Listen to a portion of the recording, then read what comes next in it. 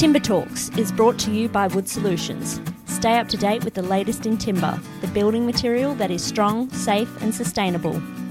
Here is your host, Adam Jones. The Pacific Timber Engineering Conference in 2019 had people from industry and academia share the latest developments in research for timber construction. So I got to speak to 10 presenters at the conference. Last week we heard from 5 of them. This week we're going to hear from another 5. So in this episode you're going to hear about adaptive design, connections, composite concrete timber systems, robustness and CLT band beams. So the conversations were taken at the conference, so please excuse a little bit of ambient noise that you're about to hear. In the first interview we have Jon Shanks from TimberEd talking about agile and adaptive design. Yeah, it's a good question, Adam. And look, different buildings of different scales get procured in very different ways.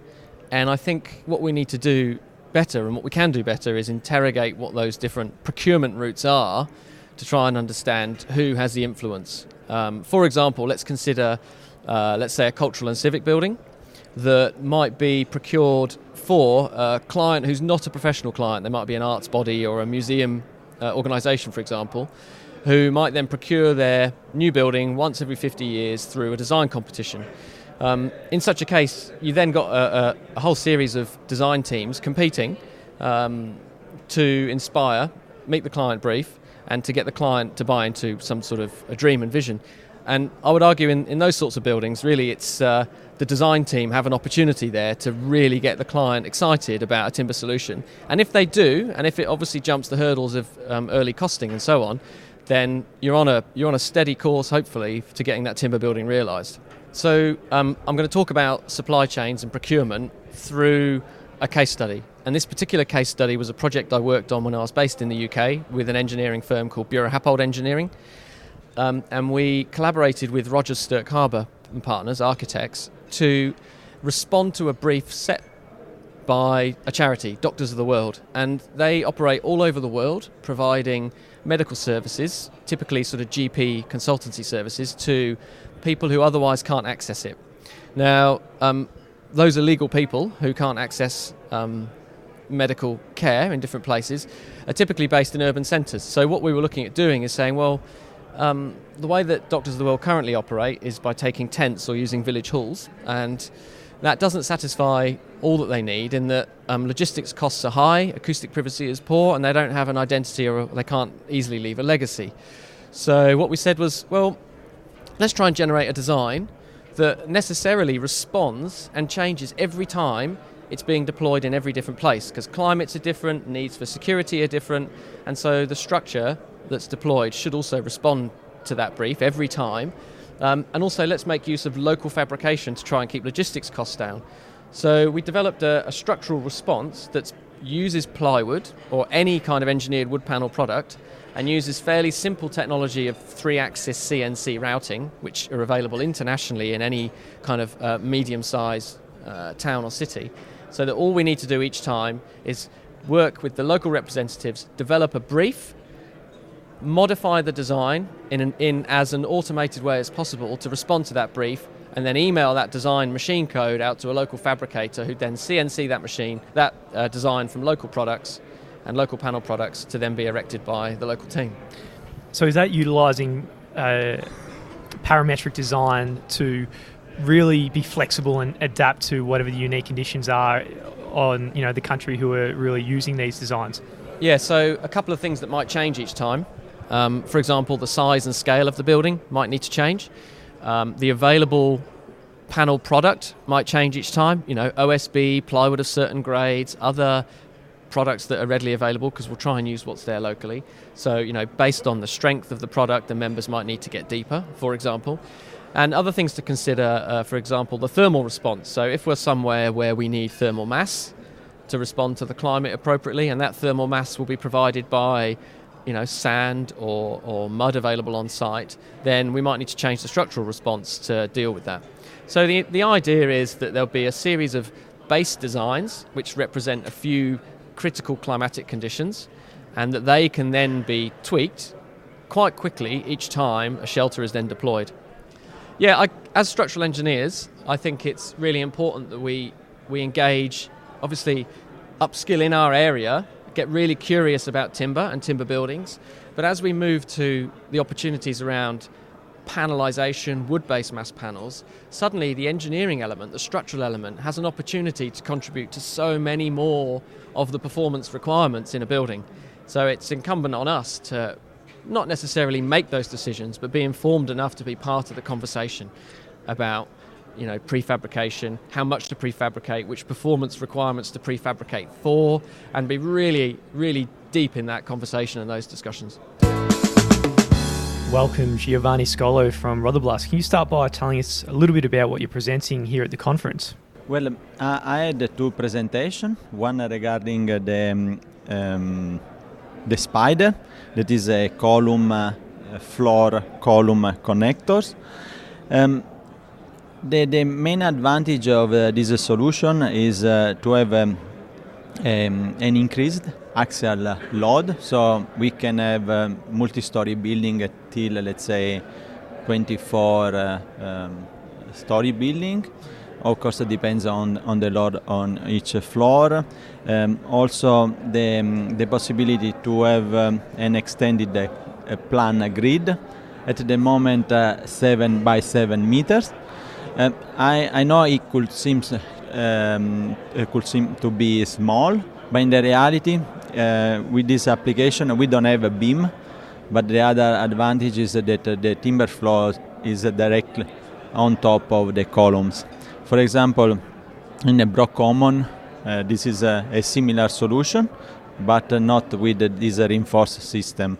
So that's why with this solution we can expand the grid to 7 meters. And for them it was, if I'm not wrong, 4 meters by 2.85 or something like that. For Brock Commons. Yeah. For Brock Common. Yeah. This is the student accommodation of the British Columbia. Yeah, so I'd imagine for post and beam structures, there's a lot of concentrated load going through the slab area, and this is where the spider connection has potential. Correct. You got the point. The main aspect is due to the fact that the timber is an anisotropic material, so the properties are different based on the direction of the grain. And the floor, unfortunately, will get a load exactly perpendicular to the grain, so it doesn't get the best capacity. And the solution is optimized in order to transfer directly the load from the upper to the lower column and reinforce all the node. Well, generally, this approach of post and plate, so-called for the construction, is currently used for commercial, but honestly I see a really good opportunity for residential. This is a really simplified approach, but also very flexible, because it allows the builder to redesign the room and the unit apartment. Instead, if you build with the CLT wall panel, practically you already define at the beginning of your design the structure of the apartment. In this way, you give more flexibility. Yes. So this is, I think, one point that the use of post and plate probably will be successful in the residential. Regarding our connector Titan V, he simplified really two connectors. One is the traditional hold down for just a tensile load, and the other is the angle bracket for simply the shear load. So with this connector, we have a compact joint where we can have both shear and load combined, and with reaching really reasonable good value, because for the tensile load we can achieve 100 kilonewton. It's quite good, and for the shear load 60 kilonewton. In addition, for the hold down there is a protrusion issue. So generally for the builder it could be a problem if they don't have a floating floor, or maybe a layer of concrete on top of the floor, timber floor. and this really eliminate this issue or reduce it drastically.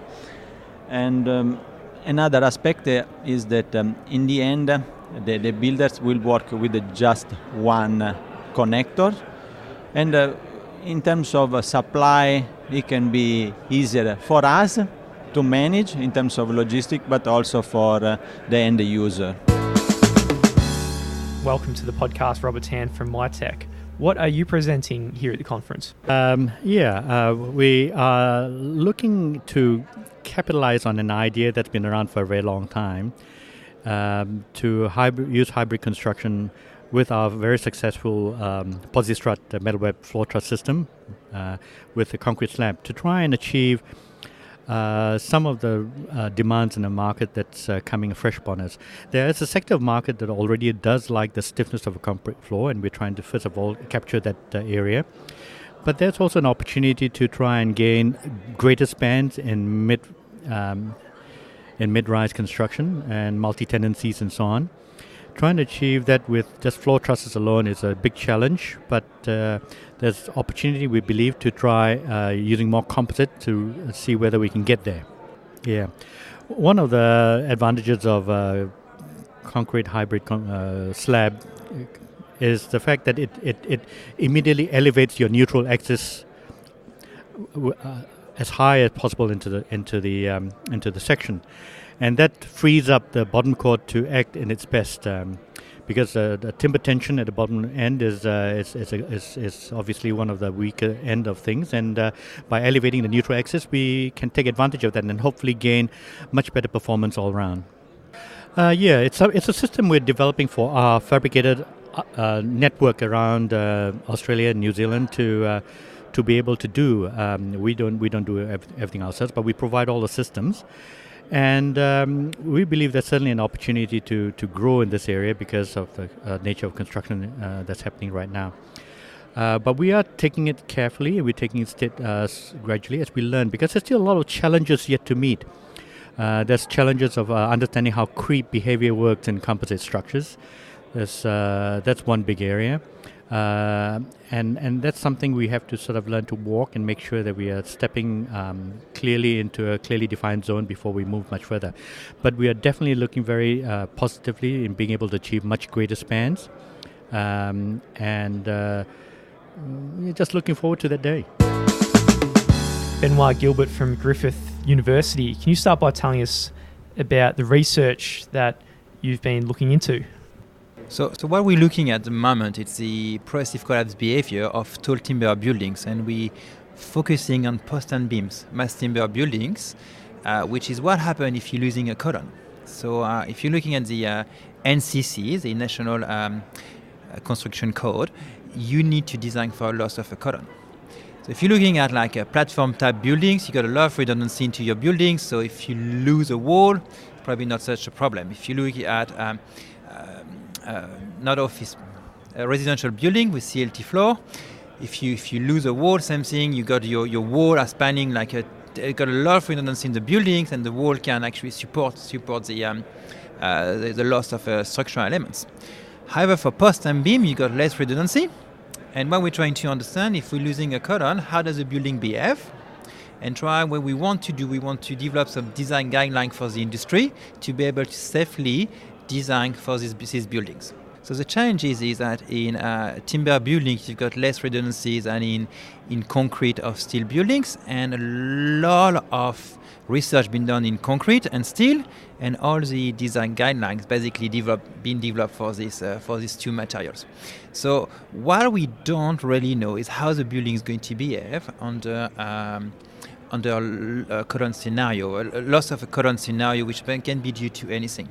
And so we've done some tests. Either on frames, on post and beam frames, or on system with CLT floor. And what we found that the CLT are extremely efficient, actually transferring the load back through the buildings. And we had failure load at 20 kPa, which is way over the design load. And but to do that, your CLT floor has to span 2 bays. So if you got only a CLT floor with spanning one bay, it's not going to be efficient. So you need to make good use of a CLT to be able to actually transfer the load through your building. So it's the choice of the connector is very important. And we tested a different connector just to see which one can provide, which is called catenary reaction. So you want enough rotation in a connector to have your beam working in tension like a chain. Yeah. And what we found the commercial connector at the moment, they behave a certain way. They behave very well for in place. In terms of progressive collapse, they don't do much. Most of the thing is done by the CLT panels. So we're trying to design new connectors. We can actually also further help resisting the load instead of only relying on the CLT panel, try to also rely on the connectors. Jeremy Church from XLAM, tell us about the CLT band beam system that you've been working on. Yeah, so at this conference here, we presented two papers. One was on banded beams, a concept for sort of a longer spanning floor system, with the ultimate goal of getting to sort of somewhere in the order of a 9 by 9 metre grid. The idea behind that being that we reflect or can sort of reflect a similar grid layout to what you'd see in a car park, but also achieving a larger grid that seems to be more accustomed to open plan offices and the like. The feedback from the market has been that that's sort of what the appetite is for the 9 by 9 metre grid, and you know, there has been some examples with some mass timber projects that have got the 9 by 9 metre grid, but they've had to achieve it with sort of secondary beams, and what that means is that globally your structure becomes quite deep, and trying to coordinate that with mechanical services and the like can be somewhat problematic and challenging, but also it tends to lead itself to a greater structural depth overall. So we're trying to optimise that, get the total structure down, which can hopefully either bring the total building height down, and potentially, if the building's tall enough or got enough levels on it, maybe even squeeze another level back on top. So the current testing that we've been doing is it uses a thicker spanning or a thicker CLT element on the underside. It's the same as what you'd see with a normal post-tension slab, with a transverse CLT panel on top of that, continuous over the top of the beam. And then we're utilising, or the plan is to utilise inclined screws essentially for the length of the beam, and then relying on composite action between the top CLT panel, the bottom CLT panel, and the capacity of the screws. So we've done some testing. So for step one or stage one of the system development was really the concept initially. Then we've done some testing with using different types of screws. So we've tried straight screws, we've tried incline screws, we've tried glued surfaces, and we've also tried some proprietary shear connectors. Obviously the glued interface gives the stiffest response, but given that you need to assemble it on site, there's some impracticalities that go along with that. So we've really focused on using incline screws, and we've done testing to validate the stiffness of that fixing. We've done some finite element testing after that to validate how we believe the system is going to perform, and we're at the stage now where we're ready to do some small scale testing, and depending on what the outcome of that small scale testing is, I think we'll be looking at a large scale test somewhat in the latter half of this year, hopefully.